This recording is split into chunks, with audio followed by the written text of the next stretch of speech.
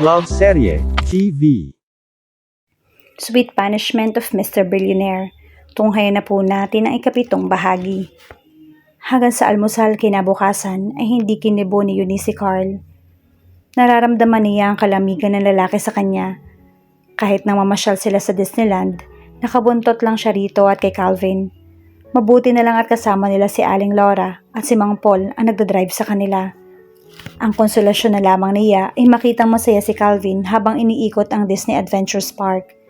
Enjoy na enjoy ang bata sa mga rides na parang nagdala sa kanila sa outer space. Nakita nila ang mga flying elephants at mga ghosts na parang tunay. Baka matakot ang bata dito, Carl, saway ni Eunice. Hindi siya matatakot dahil sinabi ko namang hindi totoo ang mga yan. Kontra nito. Hindi naman siya nananalo. We have to go. Baka masyadong mapagod si Calvin. Sabi niya habang kumakain sila sa isang popular na ice cream park. Manunood pa kami ng Aladdin sa Hyperion Theater Stage. Gustong makita ni Calvin ng amazing special effects. Yes, tita. I heard it's nice. Pero masyado na tayong magtatagal. Baka mapagod ka. Nandito na rin lang tayo. We might as well enjoy the place. Pangarap ng bawat bata na makarating dito sa Disneyland.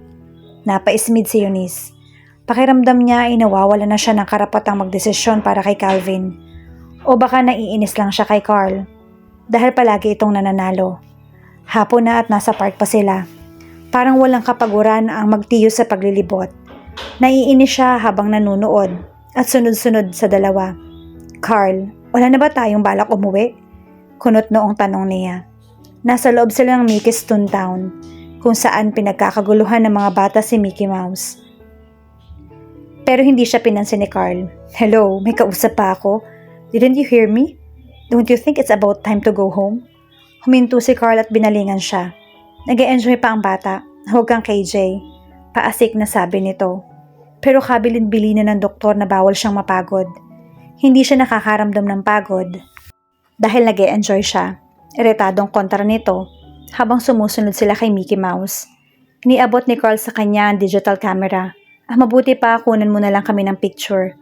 How dare you para gawin na lang akong tagakuha ng picture nyo? Pagtataray ni Eunice. Kanina pa nga siya nito din ni Dedma. Pagkatapos ay gagawin pa siyang tagakuha ng pictures. Aangal pa sana siya pero karga na ni Mickey Mouse si Calvin. Tita, take our picture na. Ang bata na mismo ang nag-request, kaya siya na ang kumuha ng pictures. Pagkatapos ay naglakad na naman sina Carl at Calvin at itinuloy ang pamamasyal. Nag-aalala na siyang baka masyadong mapagod ang bata, kaya hindi na siya nakatiis sa pagsunod-sunod na lang sa mga ito. Akin na si Calvin. Naiinis na sabi ni Eunice. Kung ayaw mo pang bumalik sa bahay, uuwi na kami. No, tita. Protesta ni Calvin. I want to see Pinocchio and the other Walt Disney characters. We're going home, Calvin. Giit niya. Babalik na lang tayo dito after your operation. Nang magtama ang mga mata ni Carl, ay napalunok siya dahil nakakaalarma ang talim ng mga mata nito. I know what's best for Calvin. Ako ang guardian niya kaya ako ang masusunod. Idinaan niya sa galit ang nararamdaman takot. Kaya nagkakasakit ang bata eh. Hindi niyo pinababayaang i-enjoy ang pagiging bata niya. Galit ding sabi nito habang kinukuha uli si Calvin mula sa kanya. Wala nang nagawa si Eunice dahil sumama na kay Carl ang bata. Iniwan siya ng dalawa sa kinaroroonan niya. Maya-maya ay lumapit sa kanya si Aling Laura. May dala itong malaking box ng popcorn. Bakit pa para kayong mga batang nagbabangayan ni Carl? Nakakainis kasi Aling Laura. Halos maghapon na tayo dito. Inaalala ko lang na baka masyadong mapagod si Calvin. Inihanda namin siya sa isang heart operation. Hayaan mo na. Nag-e-enjoy naman si Calvin oh. Sa kakarga naman siya ni Carl. Hindi naman niya papabaya ang mapagod yung bata. Ang cute nga nilang tingnan oh. Parang tunay na mag-ama. Hindi niyo kilala si Carl. Iba ang patakaran niya sa buhay. He's careless. Walang pakialam. Pero napaisip din si Eunice. Bakit nga ba siya mag-aalala para kay Calvin? Kung iyong mga squatters nga ng mga taga-arkong bato ay pinagmamalasakitan ni Carl, ang sariling pamangkin pa kaya? Kinagabihan, hinintay na lamang ni Eunice na makatulog si Calvin at kinausap niya si Carl. Sinalubong niya ito sa hagdan ng paakyat na ito. Can we talk? Huwag muna tayong mag-usap. Baka mag-away lang tayo. Hindi naman kita inaaway ah. Naiinis lang ako sa'yo dahil ang gusto mo, Palagi ikaw ang masusunod. Kapag ginusto mo, ginagawa mo nang hindi mo iniisip kung tama o mali. Wala akong ginagawang mali para kay Calvin. Huwag mo lang kakalimutan kung saan ka talaga nakatayo, Carl. Wala kang karapatang mag-decide para sa kanya. Binayaran lang kita para magpanggap na si Ken. Nakita niya kung paano tumalim ang mga mata ni Carl. Bigla siyang kinabahan nang magmukha itong isang mabangis na hayop. Lalo nang nag-aalala siya kung paanong lumabas ang bagsik nito na suntukin si Jess noon sa kanyang debut party. Nagulat si Eunice nang bigla siyang hapitin ni Carl sa bewang. Alam mo ba kung anong ginagawa sa matalas ang dilang katulad mo? Bago pa niya mahula na susunod nitong gagawin, marahas siya nitong kinabig sa ulo at hinalikan sa mga labi. Kulang ang salitang shock para ilarawan ng damdaming biglang lumukob sa kanyang buong pagkatao. Nanlaki ang mga mata niya at nagmukha siyang estatwa. Bumilis ang tibok ng puso niya. Pinanlamigan siya mula ulo hanggang paa. Lalo nang ma-realize na pilit na sinasakop ng mga labi ni Carl ang dila niya. Bigla nag-init ang loob ng katawan ni Eunice. Lalo na nang maramdamang maghalapat na maghalapat ang mga dibdib nila. Muling gumana ang isip niya nang maramdamang kinakapos na siya ng hininga dahil sa higpit ng pagkakayakap ni Carl. Hindi siya basta nagpapahalik sa lalaki. Itutulak niya sana si Carl pero naramdaman niyang kusa siya nitong binitawan. Hep, wala kang karapatang magalit. Ang halik na yon, para sa pang-insulto mo sa akin. Kailangan niyang ipakita na hindi siya katulad ng ibang babae, na basta lamang nitong ninanakawan ng halik. Umangat ang kamay niya para sampalin si Carl, pero pinigil nito iyon. Huwag mo rin akong sasampalin. Dapat nga ma-flatter ka pa dahil hindi ako basta nanghahalik ng babae. Piling-pili lang ang hinahalikan ko. Parang tigre na gusto niya na itong kalmutin sa mukha, pero mahigpit ang pagkakapigil ni Carl sa dalawa niyang mga kamay. You are the rudest man I've ever met. Alam mo ba yon? Well, thanks for the award. Para nang aasar pang sabi nito. Bitiwan mo ako. Hindi pwedeng walang ganting sampal ang ginawa mo. Hindi ako basta nagpapahalik sa kung sino lang. Paano kung hindi ako itinakwil ang mga Montemayor? Kung Rolls Royce o Ferrari kaya ang dinadrive ko. Hindi ka na ba magagalit kung hahalikan kita? Bastard! O baka naman nakalaan ang mga labi mo para sa prinsipe ng Brunei o sa Prince William ng England. At dahil ako, tinapon ng mga angkan ko, galit na galit ka nang halikan kita. Binasos mo ako kaya ako galit. No, no, no. Sabi ni Carl habang umiiling. Hindi kita binastos. I kissed you. That was supposed to be a punishment. Dahil ilang beses mo nang minamaliit yung pagkatao ko. At iyon ang ayaw na ayaw ko. Pero sasang-ayon ka siguro sa akin na iyon ang pinakamatamis na parusang pwedeng matanggap ng isang babae. Para nakakaloko ang pagkakangiti nito. Binitawan na nito sa wakas ang braso niya. Huwag na huwag mo nang uulitin yon. Singhal niya. Depende. Kung hindi mo na mamaliitin yung pagkatao ko, wala nakakapigil sa akin kapag gusto kong manghalik. So it's up to you. Hindi naman ako ganun ka-insensitive. Masakit isiping pinagdududahan mo yung motibo ko sa pagpayag na magpanggap na ama ng pamangkin ko. Iniisip mo pa lang na silaw lang ako sa 1 milyon dahil patay gutom na ako. Hindi niya nagawang sagutin ang panunumbat nito. Kadugo ni Calvin, baka nakakalimutan mo. Pero ipiniramdam mo sa akin na wala akong kwentang tao at walang karapatang mag-decide para sa sarili kong pamangkin. At dahil hindi ka naniniwalang totoo yung malasakit ko sa kanya. Natameme si Eunice. Isaksak mo sa isip mo, Miss Laurel. Hindi ko ginagawa to para kay Calvin dahil sa ibinayad mo sa akin. Hindi ako mukhang pera. Nabubuhay pa rin ako ng desente sa pagtatrabaho ko. Mariing sabi nito sabay talikod. Hindi makagalaw si Eunice sa kinatatayuan. Bakit nga ba niya na-insulto ng ganoon si Carl? Bakit may pagdududa pa rin siya sa pagmamalasakit nito kay Calvin? Bakit pati siya nanghuhusga na rin? Pagpasok niya sa kwarto, ay natukso siyang sa latin ng mga labing hinalikan ni Carl. Pagkatapos ng pangyayaring yon, ay hindi na naman nagkibuan sina Carl at Eunice. Hindi sumabay si Eunice sa almusal kinabukasan. Hindi naman sumabay ang lalaki sa tanghalian. Maya-maya, natanaw niya si Carl mula sa bintana ng kwarto niya. Inaalalayan nito si Calvin habang nagbabike sa lawn. Bakit siya pa to nang i-snob? Siya na nga ang nagnakaw ng halik. Pagsisinter niya. Masyado yata talaga siyang nagalit sa sinabi kong binayaran ko lang siya. Kaya kasama namin siya ngayon ni Calvin, na wala siyang pakaalam sa pagdedesisyon tungkol sa bata. Ang gusto kong ipagtaka, Bakit naaapektuhan siya sa hindi pagpansin ni Carl sa kanya? Bakit parang nasasaktan siya sa halip na magalit pa sa kapangahasan nito? Nag-aaway ba kayo ni Daddy, tita? Tanong ni Calvin habang nasa kusina si Eunice. Nagbe-bake siya ng cookies kasama si Aling Laura. Of course not. Kaila niya. Why are you not talking to each other? He's not talking to me. Kaya bakit ko siya kakausapin? Can I give some cookies to Daddy? Hawak ni Calvin ng platitong may ilang pirasong cookies. Okay, give him some of it if you want. Patakbong pumunta ang bata sa kinaroroonan ni Carl habang bitbit ang cookies. Pero maya-maya, bumalik ito na dala pa rin ng platitong may lamang cookies.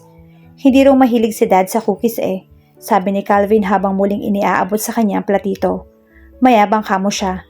Siya na nga ang binibigyan, nagmamalaki pa. Naiinis na bulong ni Eunice. Saka pabagsak na ibinaba ang platito sa mesa. Natapon ang cookies na laman na yon. Lumapit si Aling Laura sa kanya. Ano bang nangyayari sa inyong dalawa ni Carl? Usisa nito na makatalikod na si Calvin. Bakit para kayong mga aso't pusa? Daig niyo pa ang mga bata. Pati tuloy si Calvin na dadamay sa inyong dalawa. Si Eunice din ang hindi nakatiis sa ilang araw nilang hindi pagkikibuan ni Carl. Hintay niya itong lumabas ng kwarto ni Calvin para kausapin. Nagpunta sila sa balcony. Bukas na ng hapon ang major operation ni Calvin. Simula niya. Hindi ito kumibo. Kausapin mo naman ako for heaven's sake. Iritadong pakiusap niya. Sinulyapan lang siya ni Carl. May hawak itong mug ng brewed coffee habang nakatanaw sa labas. Wala ka rin namang magandang sasabihin tungkol sa akin. Kaya huwag ka na lang umimik at huwag na lang tayo mag-usap. Maya-maya ay malabig na sabi nito. Kung may nasabi man ako naka-offend sa'yo, hindi ko lang naman yun sinasadya. Hindi kita masisisi. I'm sure bago mo pa ako makilala, marami ka nang narinig mula sa mga kamag-anak mo. Anong sinasabi nila sa'yo? Na pinatay ko yung papa ko? Na tinutukan ko ng baril ang stepmother ko? Na puro kahihiyan na dinala ko sa pamilya dahil nasangkot ang pangalan ko sa illegal drugs at ako ang ikalawang sumisira sa pangalan ng Montemayor? Na minsan na akong nakulong at marami nang nakaaway? Hindi nakapagsalita si Eunice. Hindi niya kinumpirma na ganoon ang mga naririnig. Bago pa niya ito makilala. You don't trust me. Nararamdaman ko yon. Ang pagmamahal mo lang kay Calvin at ang kagustuhan mong gumaling siya. Ang dahilan kung bakit hinanap mo ako, kahit marami ang nagbababala sa'yo. You judge me without even trying to know who really Carl Montemayor is. Napayuko siya. Alam kong may takot ka pa rin na mapalapit ng husto sa akin si Calvin. Kung mayroon ka lang sigurong ibang lalaking pwedeng magpanggap na si Ken, hinding-hindi mo ako lalapitan. May kasamang pait at pagdaramdam ang galit sa boses nito. Okay, inaamin ko. Medyo naniwala ako sa mga narinig tungkol sa'yo. Pero kung naniniwala akong masama ka talagang tao, hindi ko hihingi ng tulong mo para kay Calvin. May dapat pala akong ipagpasalamat sa'yo kung ganon. Sarkastikong sabi ni Carl. At least naniniwala akong hindi ka kasinsama tulad ng sinasabi nila. Pero takot ka pa rin magtiwala sa akin.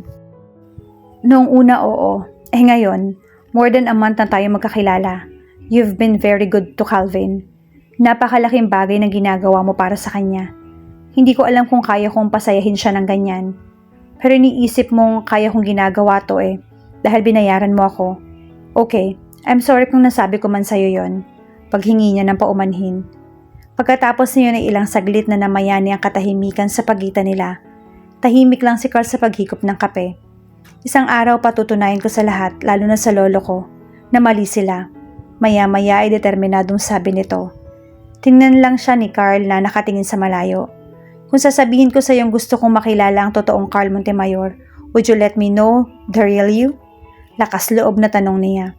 Nawala ang pait ng kalungkutang nasa mukha nito at bahagya ng napatingin. Bukas na nga pala yung operation ni Calvin. Yun muna ang isipin natin. Pag-iiba nito ng usapan. Salamat sa concern, Carl. Kung wala ka, baka hindi ko to makaya. Sana maging successful yung operation ni Calvin para wala na akong ipag-aalala. Magiging matagumpay yon. Nakikita ko namang physically and emotionally ready na siya para sa operation. He will be fine. Gagaling siya alang-alang sa mataray niyang tita. Sabi mo nga, kayo na lang magkapamilya. Lalaki at magbibinata siyang malusog. Malakas para protektahan ka sa panliligaw ng kung sino mang Poncio Pilato at mambabasto sa'yo.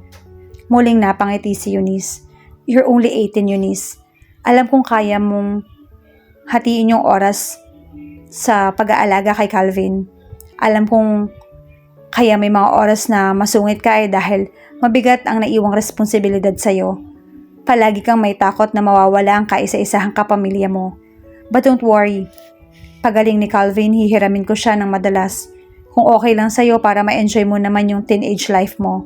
Kaya lang kung makikipag-boyfriend ka na, kailangan dumaan sa screening committee namin ni Calvin. Lumawak ang pagkakangiti niya. Natutuwa siyang makitang nagbago ang mood ni Carl. Hindi na ito galit. See, mas maganda ka kapag nakangiti. Kamukha mo nga si Megan Yang. Kapag hindi ako nakasmile, kamukha mo si Whoopi.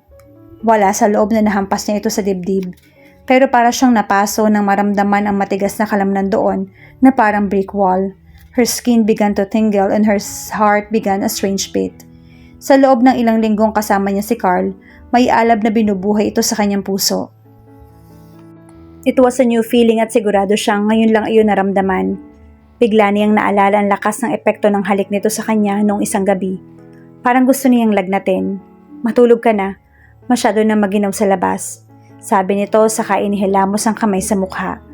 Hindi agad sumunod si Eunice sa utos ni Carl dahil may hinihintay pa siyang sabihin nito ang mag-apologize sa ginawang paghalik sa kanya.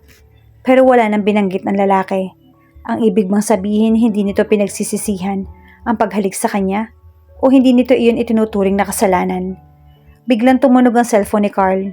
Tumalikod ito at sinagot iyon. Okay, sige, ikaw nang bahalaan. Paspasan mo ang production. Kailangan nating magpa-impress sa German client na iyon para madagdagan ang export natin. See, napasok na rin natin ang Europe ngayon. Nasa boses nito ang kasiyahan habang nakikipag-usap sa kanila at sa kabilang linya. Si Ann iyon, kasamahan ko sa Kaibigan Industries. Pagbibigay impormasyon ni Carl kahit hindi niya tinatanong na matapos ito sa pakikipag-usap. Natataranta siya sa dami ng orders ng isang German businessman ng mga products ng Kaibigan Industries. Bakit kanya tinawagan? Hindi agad ito nakasagot. Tell me, ikaw sigurong may-ari ng factory na yun ano? Medyo, alanganin pag-amin nito. Bakit ang sabi mo sa akin trabahador ka lang doon? Is it a big deal kung ako man ang may-ari nun? Bakit nga hindi na sinabi sa akin? Kailangan bang lahat ng bagay sa buhay ko ay alam mo? Hindi naman, kaya lang naisip ko, paano ko makikilala ang tunay na pagkatao mo kung ayaw mo namang ipakilala yung sarili mo sa akin?